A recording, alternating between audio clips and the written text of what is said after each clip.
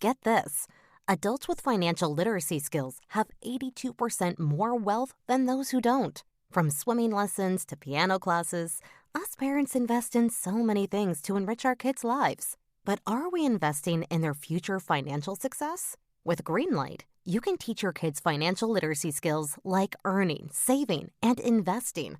And this investment costs less than that after-school treat.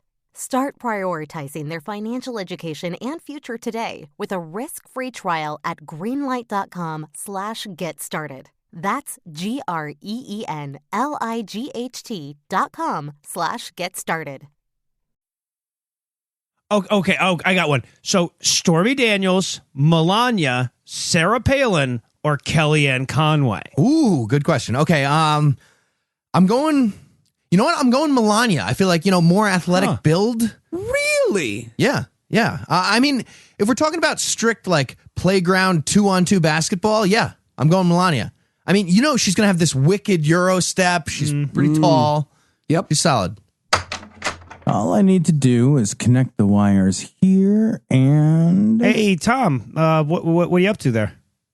Well, no, I just invented the Squat Thrust-O-Matic 9000. I call it Murph. Nice. What does it do? Well, here's the deal. It works all of your muscles simultaneously, and in between reps, it hydrates you and gives you protein. It's amazing. Wait, why is it called Murph?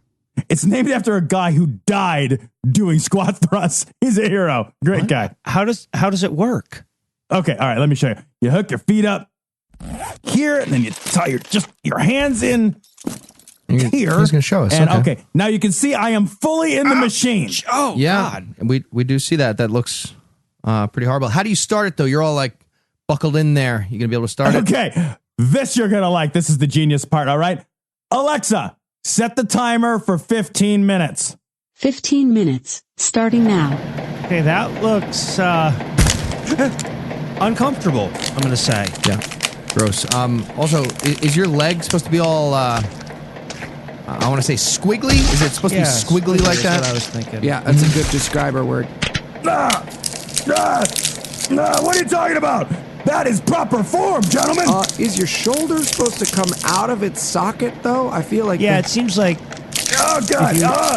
God. If it doesn't come out of the socket, how's it supposed to fill with power fluid? Have you ever heard of getting swole? Jesus, do you even lift? Okay, Alexa, slow down. Here's something I found on Wikipedia. Slow Ride is a song by the British rock band Foghat. It was the lead single from their 5th studio album, Fool for the City, released on Bearsville Records. Alexa, slow down! Sloe gin is a red liquor made with gin and sloe drupes, which are a small fruit relative of the plum. The traditional double distillation process results in a strong alcohol content of 40 to 70% ABV. Okay, so that thing's going to kill you. I get next.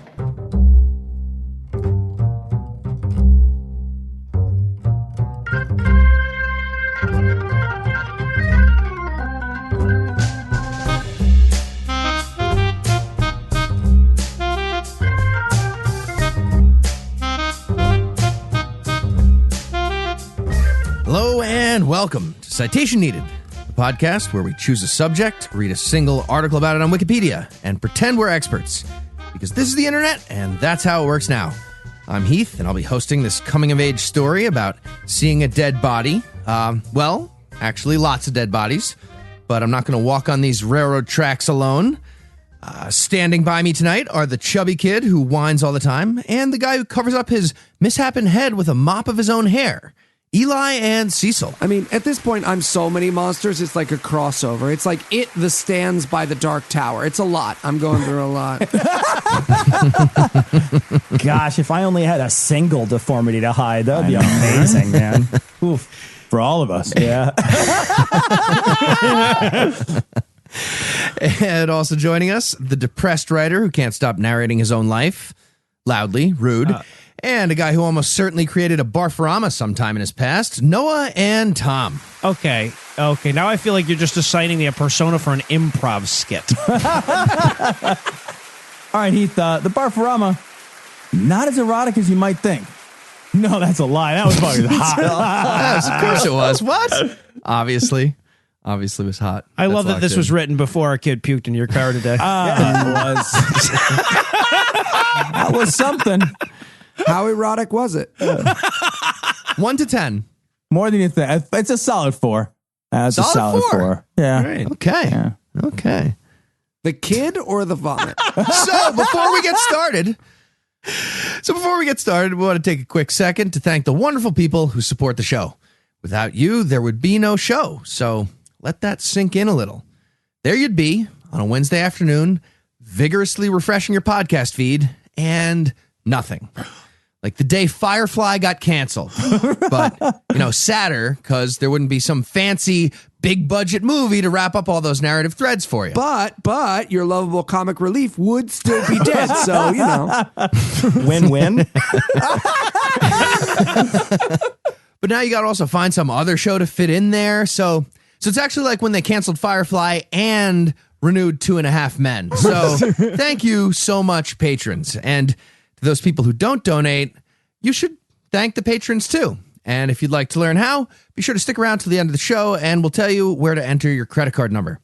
And with that out of the way, tell us, Tom, what person, place, thing, concept, phenomenon, or event are we going to be talking about today? All right. Today we will be recapping the list of inventors killed by their own inventions. All right. And Cecil, you looked up funny lists of death on Google, I'm assuming. And probably found our catalog for Citation Needed plus this article. Are you ready to describe stupid, smart people dying for entertainment? I actually have a Google alert for that. It's just funny.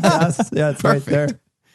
All right. Well, I'm thinking you should work your way through the list however they organized it in the article. So how did they organize it in the article? So the easiest way to do this, Heath, is going to be do it by category because that's how they organized it. Thanks for in the asking. article? Great. Perfect. It was a great lead-in question. I appreciate that. Excellent.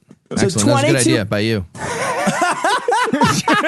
So 22 people grace this list, and I'm going to try to briefly describe each accident. So we're going to dig right in with the automotive section. The first 2 people on this list are Sylvester Roper and William Nelson. Both fell to their death while riding motorized bicycles.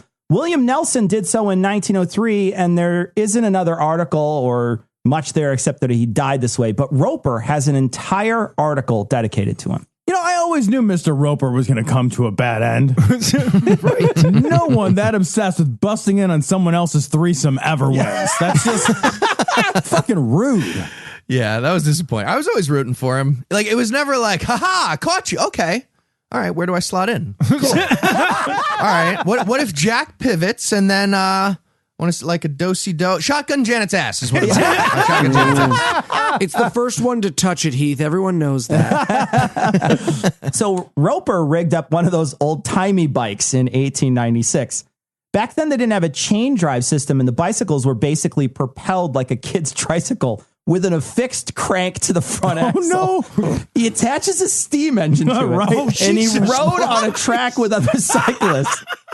One of them's a professional rider. He passes them easily, covers a mile in a little over 2 minutes at 40 miles an hour. Jesus Christ. I got to say, we don't use enough boiler-powered engines between our legs anymore. Insert steamed clam joke here. Yeah. I don't know. Honestly, just add a laser beam and a swarm of bees. Gwyneth Paltrow sells it for you. Right? You're set.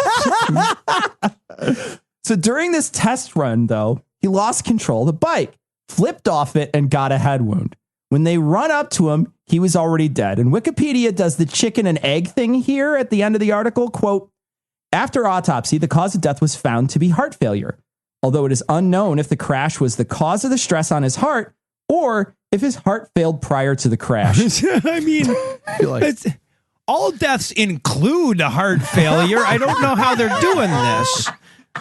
Yeah, also, side note, they hadn't invented the crankshaft yet. So I'm going to go out on a limb here and guess that the autopsy didn't exactly burst forth with scientific accuracy. Yeah. We gave him a whole bottle of Speedball tonic and he still didn't make it. I don't know.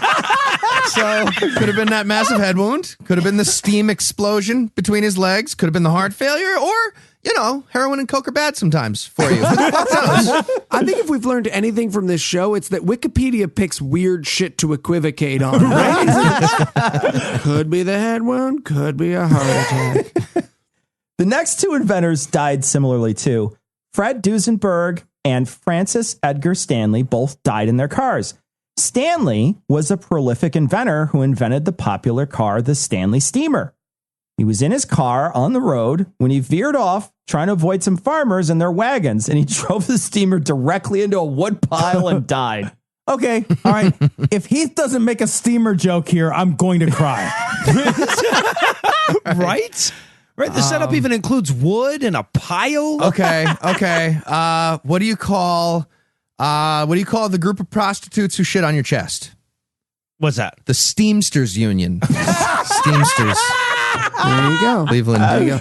I've gotten a flat Stanley steamer. You need a pastry press and a very open partner. Duesenberg sounds like OJ and the Naked Gun here. I'm just going to read the quote from Wikipedia because this is too good. Quote, on July 2nd, 1932, Fred was driving his Duesenberg on a wet Lincoln highway when his automobile overturned, apparently at high speed. Mr. Duesenberg was expected to fully recover from the spinal injury and dislocation of the shoulder when pleural pneumonia developed. An oxygen tank brought in from Pittsburgh was employed, and he was again thought out of danger. On July 25th, he suffered a relapse and died. A relapse of the automobile accident? Right. The wet Lincoln Highway was actually a popular medical term at the time for a hole in the head. So. Nowadays, we call that a wet Elm Street. JFK joke, everybody. JFK. He was turned onto Elm Street, and that's when the government shot him from the grassy knoll. Nope. Okay, Oliver Stone. Back to the left. I just love, like, apparently in the past, nobody died of just one thing, right? All right, Cecil, this is all well and good, but I think we all want to hear about people flying through the air and dying. Can you talk about some airborne deaths? Do you have anything like that? Jean Benet 9/11. All right, let's move on to aviation. The first listing is a guy from Central Asia. He died around the year 1000. The guy's name is Ismail, and he was a Turkic scholar that tried to fly. He built a pair of wooden wings and had a complicated rope system. He climbs to the top of a mosque in Nishapur and jumped off. And it doesn't sound like he flew that far or well because this was his only flight. So I'm so shocked. I mean, modeled no doubt after all those wooden winged birds we see so much. Right. His buddy's up there at the top of the mosque with him. Hey, man, not trying to be a dick, but you didn't really invent anything. That's just wood and ropes and gravity. We had all of that already. It's not new. I feel like Ishmael just really wanted to kill himself, but his wife kept telling him not to. So he was like, inventor. I'm an inventor now.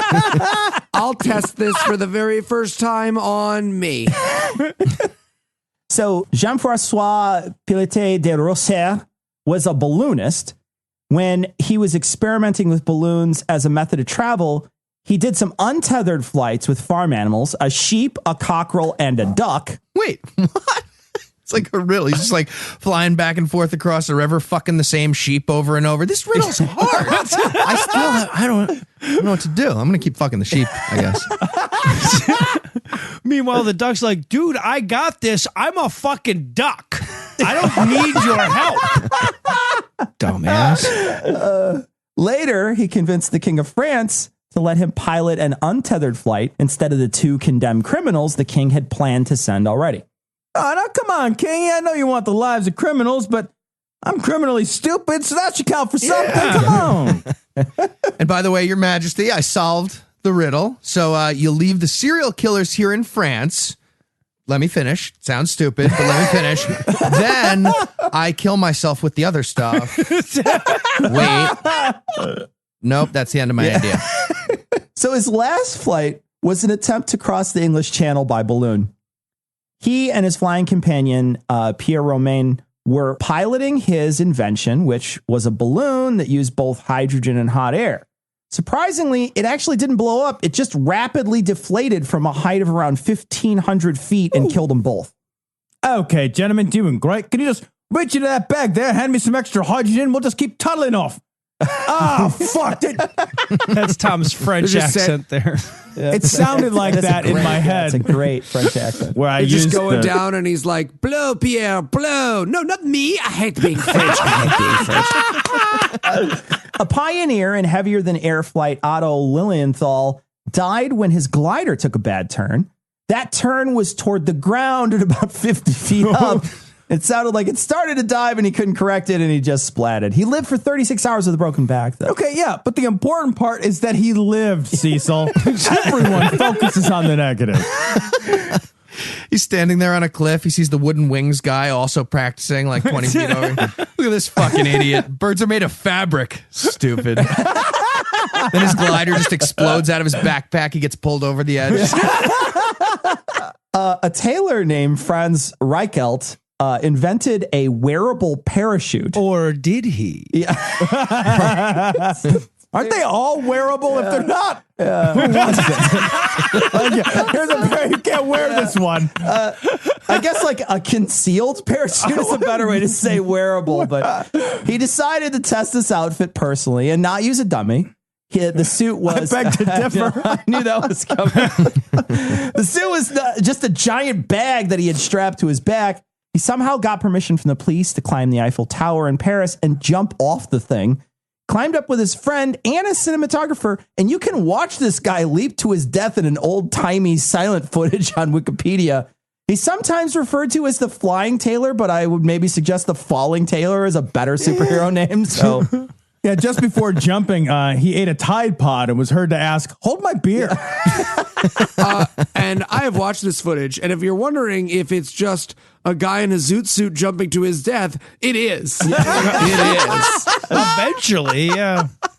It's like Logan Paul made a Wile E. Coyote cartoon. Like, guy might as well jump and hold up a sign that says "Yikes." It's so depressing and stupid. A Romanian inventor tried to pilot a monoplane across the Carpathian Mountains. Aurel Vlacu crashed during this journey in 1913. The article says that, quote, the cause of Vlacu's death remains unsolved, but they suspect that he crashed while landing, and the old-timey planes had to cut the engines to land, which made it hard to abort a bad approach. Okay, but after a bad approach, it's still best to abort. That's I mean, technically all planes crash while landing, don't they? They call it a crash landing, I feel like. We fast forward to 1973. On September 11th. Ooh, I know this one. I know this one. No. A company called AVE, or Advanced Vehicle Engineers, came up with an amazing idea. Take a Ford Pinto. Already a bad idea. Put wings on it. Put wings on it. Yeah. They called this monstrosity the AVE Mizar. The Pinto basically bolted to the wing system, used the two engines to take off and disc brakes to stop. The plane, like the Pinto, had some issues during the turn on takeoff, and the wing strut snapped, and it plummeted to the earth, and the Pinto did what Pintos do well. It exploded, killing the inventor, Henry Smolinski, and vice president of the company, Harold Blake. Okay, Cecil, honestly, genuinely, I thought maybe you were exaggerating and just calling this like a Pinto, Right. the Pinto, it's so funny. And then I looked it up, and it's genuinely, seriously, this is a Ford Pinto with wings just stuck on top of it. It looks like an enormous kid built it out of Legos. An enormously untalented kid built it out of Legos. Looks like an Autobot fucked a Decepticon first cousin. They had like an incest Zika baby. It's rough. See, I just like old-timey inventing because back then everybody was me and nobody was Noah. They were just like, who's going to try it if not us? A car with wings. Let's go. So hold up. In 2009, a company called AVCN made a small aircraft called the Jet Pod. It was a small jet that could take off and land without much room, thus allowing the company to operate in airports closer to city centers. The inventor, Michael Robert Decray, decided to try to take off for a fourth time in the same day after 3 previous failed attempts. The takeoff was a huge success. The landing, however, not a success. Okay, yeah, I gotta say though, if you're going for a fourth in the same day, you're bound to have problems around the landing strip. All right. Well, the suspense is built up per fourth. You've done 4? Shit. Yeah. Seriously? Whatever. 4hims.com. Ridiculous. All right. Well, we're gonna take a quick break. I feel bad for Heath right now. And when we come back, Mrs. Heath now. we're going to take a quick break. And when we come back, another list of people will maybe definitely get killed by their own stupid fucking thing.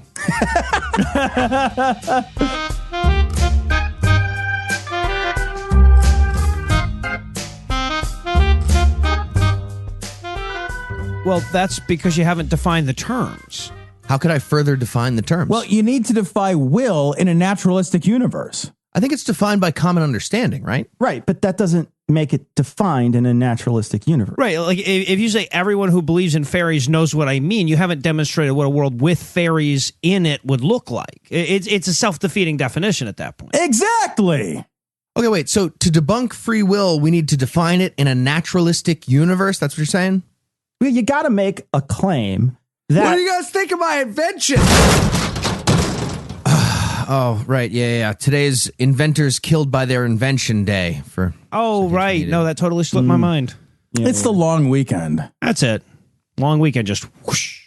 He's just everywhere, though. Yeah. Yeah, well... Tall building. So anyway, let's get back to this. You got to make a claim that's not self-defeating in the first place. Okay. Would we call the claim of free will self-defeating? In a naturalistic universe, absolutely. Yeah. Bitch it.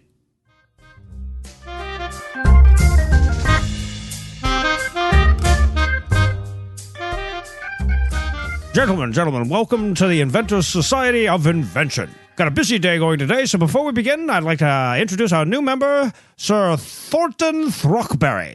Hi. Hello, everyone. Well, why don't you tell us a bit about your invention, Mr. Throckberry? Yeah. It's a feather that I hold, and I'm going to jump off the Statue of Liberty. Wonderful. Okay, we're very excited to see your invention in action. Anyway, this Sunday is our annual picnic. We haven't had enough people. Sorry, real quick. Quick question.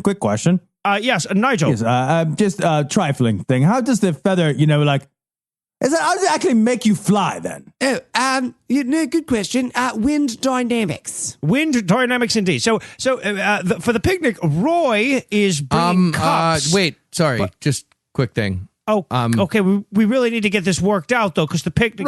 Right. But what are wind dynamics? Is that what you said? Wind dynamics, and then I'll fly. No. Sorry, I hate to continue to harp on this, but I think this gentleman is going to kill himself. What? I was honestly beginning to think the same thing. Yeah. Me too. Exactly what I think is going to happen. Well, I'm sorry, but you don't see me criticizing your inventions. You're going to jump off the Eiffel Tower wearing a canvas parachute outfit. Okay, all right, but mine is going to work. Really? And have you tested it? Well, no, tested, no. Okay, well then you're going to kill yourself too. Now, picnic. Thank you. Yes. Okay, picnic. just wait a minute. I'm not looking to kill myself. My jet engine propelled invention Sir, is you put not... wings on a car. You know wings on a car don't make it fly. Everyone knows wings on a car don't make it fly. It could. What else? No, I mean, it wings. couldn't. You want to kill yourself in a slightly more expensive way than me, but don't be judgy. Anyway, all right. So back to the picnic. There will be snacks. A musician. Oh, nice. Right. Yeah, okay. I'll be trying out my invention of Which a gun snacks? that shoots bullets through my head. Oh, jolly Yeah. good. Quite so. My wife left me and took the kids.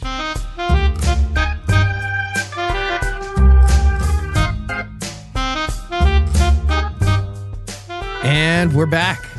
When we left off, Cecil was describing a bunch of people who got punched to death by the earth and pretty much died on impact.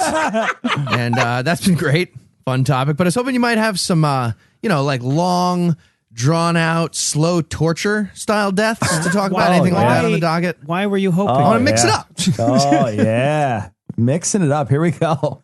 So under chemistry, there's an article that does not contain a quick or merciful death. Soviet scientist named Andrei Zelendzhikov. Nice. I don't know if I'm saying that, whatever. I'm just fucking going to wing it here. Fuck that guy, whatever. Died 5 years after he was working on in a lab on a nerve agent. His hood malfunctioned and the Novichok 5 he was working on got into his system. So he died of cirrhosis, toxic hepatitis, nerve damage, and epilepsy after spending time in a coma. Jesus. I want to point out that the Russian officials denied that a program like this exists, though. So I just want to throw that out there. Yeah. Then they threw a hard drive up in the air, yelled Hillary's email, and ran the other direction. Jill Stein caught it. Yeah. And it worked. Yeah. I just showy fucking overachieving Russian. He can't just die of one cause like the rest of us. Or alcohol poisoning like his family. So William Bullock invented a few improvements to the rotary printing press. If you've never seen one of these, they look like a giant pasta machine. Well, William's on top of one of these giant presses making This is going to go well. adjustments. This is going to go well. On top of there, the press is running, and he tries to kick one of the drive belts back into the pulley. Oh, my God. Guys, good news. The belt became unstuck. I was worried. Oh, For a okay, minute, good. my heart was in my throat about Bad that drive. news, his leg became stuck. And he crushed it, and it developed gangrene. Answering that age-old question, what's black, white, and red all over? Hey, what do you do? Print is a dead medium. I feel like the next day, some guy's like, okay, new rule. No kicking anything that's a giant squeezer of stuff, okay? Didn't think we need to make that rule, but let's put it up on the board. No kicking giant squeezers. We all got that? We all got that because William ruined yesterday? Okay. This next one isn't an invention because lighthouses have been around for 2 millennia. But this guy is in the article anyway, and his name is Harry Winstanley. He built a lighthouse, and the editors of Wikipedia had this to say, quote, Winstanley was recorded as having expressed great faith in his construction, going so far as to wish that he might be inside it during, quote, the greatest storm there ever was, quote. He got his wish. The tower was entirely destroyed on the night of November 27th, 1703. During the great storm of that year, Winstanley was visiting the lighthouse that night to make repairs, and he lost his life, end quote. And that is why you never wish on a monkey's paw. Bad every time. Horace Lawson Hunley died like he lived in his submarine. He invented the first combat submarine for the Confederacy. The sub had already been in an accident when the wake of a passing ship came in the hatch and killed 5 of the 9 people on board. The others managed to escape, though. Feels so badly made. Just already. We should have closed that, guys. My bad. We should have. Whoopsie. It's a submarine. We Whoopsie. should shut the door. Do you guys have your galoshes on? That's got to be tight as a dish. You got to ask the warnings. So Hunley takes command of the vessel when it's out doing routine exercises, and it sunk and killed everyone on board. So. You know what they say? Live by the sub, die by the sub. I feel like a lot of the people on this list should go down as people who almost invented shit, right? Exactly. Amazing. Noah sitting by the shore, and he's just like, okay, well, technically now, that's not I don't want to be that guy. Also, one other detail on this. They actually pulled that sub out when it sank. They fixed it, and they used it again a year later to sink an enemy ship from the Union Army for the first time in naval history. Yeah. But in the least effective way possible because they were fucking stupid. They finally got the thing going. They see the enemy ship, and they were like, oh, shit. So what do we do now? Did anyone, invent underwater cannons yet? No? Fuck. Smash into the hull and kill everyone on both sides? Yes. And that's what they did.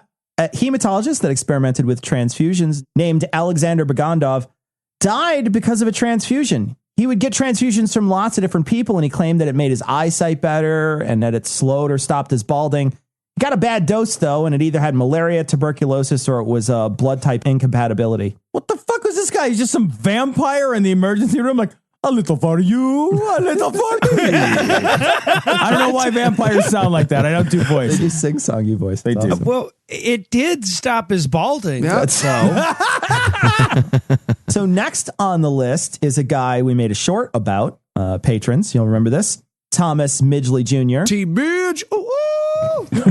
No. I'm going to read again from the Wikipedia like I did in that short episode. Quote, he contracted polio at age 51, leaving him severely disabled. He devised an elaborate system of ropes and pulleys to help others lift him from bed. He became accidentally entangled in the ropes and died of strangulation at age 55. End quote. Yeah, that is an incredibly charitable reading of that. Yeah, right. That's what Eli's going to hope we convince people of. Exactly. Oh, that would be super sweet, guys. I would love that. He's putting together that pulley system. It's like Dr. Kevorkian made a Rube Goldberg machine. It's funny. He's like, hey, that's cool, but what's the plastic bag for? And Company called the United States Radium Corporation. Bad sign. Bad sign. They produced a glow in the dark paint for watch dials. They called it Undark. This was painted by hand, and the ladies they hired licked their paintbrush tips to make a fine point. And the retirement package from the job was radium necrosis of the jaw. The founder, Retired you in a hurry. You'd think they would give him a watch. I mean, it's a watch company. It glows in the dark. Their jaw glows in the dark. That's just cheap. Yeah. The founder had his stock options bought out later by aplastic anemia resulting from exposure to radioactive material. Oh, sure, that sounds bad, but after all that, the time of death was easier to call. that's true. But can't you just double the half-life and you would know? All right, I hate to be the guy who blames someone's death on them, but that's what this whole show seems to be about. So I just want to say that I don't think anyone who eats what they're working with, especially when it's a new material, deserves a ton of sympathy. Like maybe you get a squeezy thing for your brush, right? They just invented it and you're like, like I see it. I see adjusting your brush that way, but maybe putting X into my mouth isn't the first thought, right? Isn't it though, Eli? Isn't it? Well, irregardless. Another previous citation needed star, Marie Curie, died from her own invention. Check out episode 23 to hear about that in detail. Spoiler, she invented a way to isolate radium, and in turn, her blood invented a way not to work. Also, her ex jerked off to her statue, we're pretty sure. Now that's how you sell the episode. A Russian inventor named Valerian Abovkovsky. That was it. It was the last thing you said. First try. First try, every try. Got baklava. You got it. Baklavsky invented a high-speed train car. This is fucking amazing. I love this one. Train car was fitted with an aircraft engine with a propeller, like a propeller in the front. Aircraft engine. A propeller in the front instead of a cow catcher for those of us that like tartar over carpaccio. Who does The train not like that? would travel almost 90 miles an hour. And it traveled from Moscow to Tula, arrived safely, but on the return trip, it derailed, killing 6 of the 22 people aboard, including Abovkovsky. Oh my God, I love this idea so much. It's like a 90-mile-an-hour horizontal Vitamix. Fucking love it. It's the NutriBullet train. Yeah. Yeah. And it's about all the good nutrients are in the hide of the human or cow that you hit. So you want to, that's good. Okay, failed on the train idea, invented the first Jamba Juice. So it's a lose win. That's Poor teenager. It's good for you. It's not good for you. You put 4 lumps of sugar. It's just gonna make me fatter and sad. I'm just an effeminate fat guy now walking around with a fucking gallon tank of orange juice. I know how much sugar. It's fine. I'll take 2. Put a protein booster in there. An inventor of liquid fuel rocket engines had one of his engines explode while he was working on it. A German engineer was also previously a liquid-filled person. from a white mist was he created, to a pink mist shall he return. I like that Tom's reading his poetry on the show now, guys. I like that. We're all sort of bringing our things in. My favorite is Carol Suchek. a Canadian stuntman. Yeah, see, so this is a perfectly normal thing to have a favorite of. Judgy. He went over the Niagara Falls in a barrel in 1984. He invented a shock absorbent barrel that he used in a demonstration in the Houston Astrodome. I know, right? Maybe a misnomer. It was sealed in the barrel, hoisted 180 feet in the air. The landing was padded with a tank of water with cushions on the bottom. The barrel was released prematurely. It happens. Don't be judgy. It spun too much, I guess. And instead of landing in the center of the tank, it hit the rim and he had to be cut out of the barrel. Did he have to be cut out of the barrel? Ooh. Like, you really need an open cask funeral? Like, how important was opening the barrel? Or Amontillado. And he died before the Astrodome stunt show concluded. So the finale, total done. Was it, though? Was it? So weird. I thought this one would be over easy, but it sounds like he got scrambled. Show's over. Okay. Well, to be fair, even if he had succeeded, he would have invented a barrel you could drop from really high. So not exactly sliced bread. You know what I'm saying? The plane's going down. Everybody get in your barrels. Reach under your seat and you'll find a barrel. Make sure your daughter's in your barrel before you get Yourself in a barrel before you put a kid in a barrel.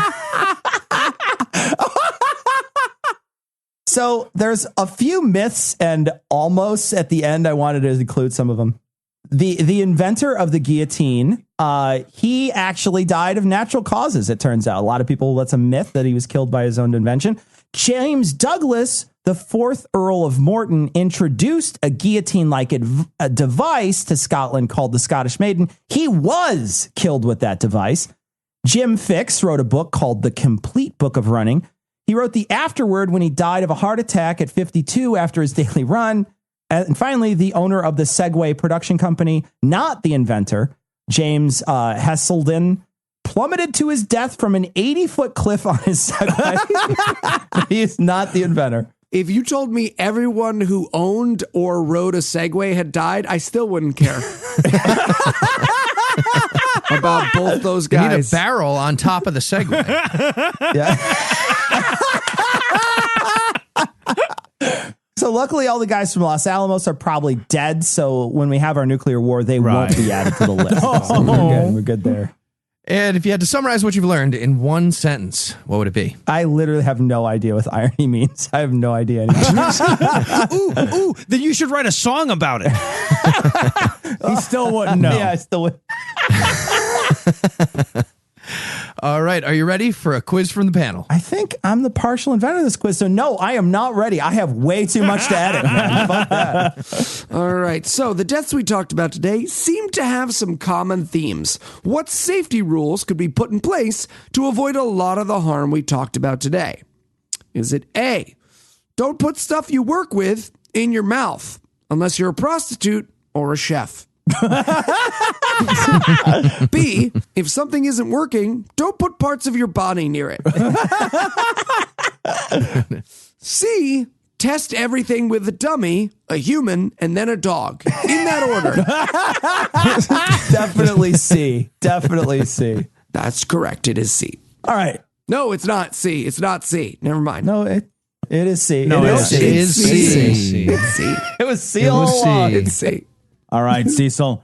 I tricked you. Little is known about the demise of inventor Rube Goldberg. But how is he suspected to have gone out? A, a boot. B, a candle. C, a string. D, a bowling ball. Or E, all of the above, and the order matters. It's E. It's definitely fucking E. Got in a fight over a game of Mousetrap? Yes. All right, I got one for you.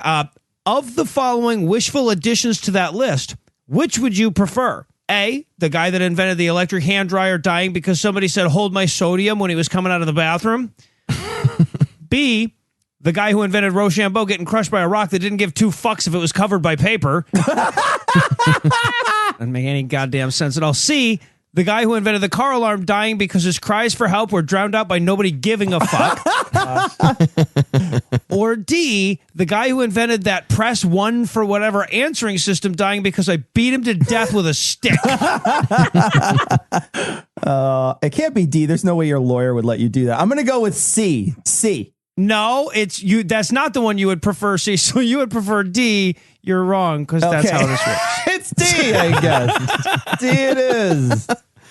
All right. Nice work. No, you stumped the expert, so you get to pick who's next. All right. Well, not enough of these essays are written in hieroglyphic captcha, so I nominate Eli. I believe it's Capaccia, but It's Carpaccio. You make it with a really fast propeller on the front.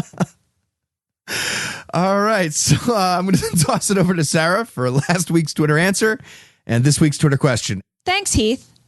The last question was, if you were starting an FMT clinic, what would be your slogan? The answer comes from 84 on Twitter with this. FMT. If something hurts, come try our squirts. This week's question is, what would be the best invention to get killed by? Just retweet or Facebook share this episode with your answer for a chance to be next week's winner. Back to you, Heath. All right. Well, for Cecil, Noah, Eli, and Tom, I'm Heath. Thank you for hanging out with us today. We'll be back next week. And by then, Eli will be an expert on something else. Between now and then, you can hear more from Tom and Cecil on cognitive dissonance. And you can hear more from Eli, Noah, and myself on The Scathing Atheist, The Skeptocrat, and God Awful Movies. And if you'd like to help keep this show going, you can make a per episode donation at patreon.com/citationpod. And if you'd like to get in touch with us, listen to past episodes, connect with us on social media, or take a look at the show notes, be sure to check out citationpod.com.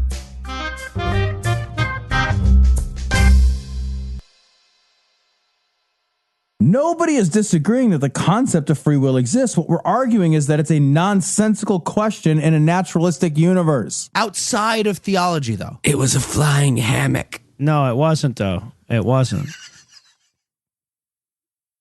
Did you know that parents rank financial literacy as the #1 most difficult life skill to teach? Meet Greenlight, the debit card and money app for families. With Greenlight, you can send money to kids quickly, set up chores, automate allowance, and keep an eye on your kids' spending with real-time notifications. Kids learn to earn, save, and spend wisely. And parents can rest easy knowing their kids are learning about money with guardrails in place. Try Greenlight risk-free today at greenlight.com/getstarted. That's GREENLIGHT.com/getstarted.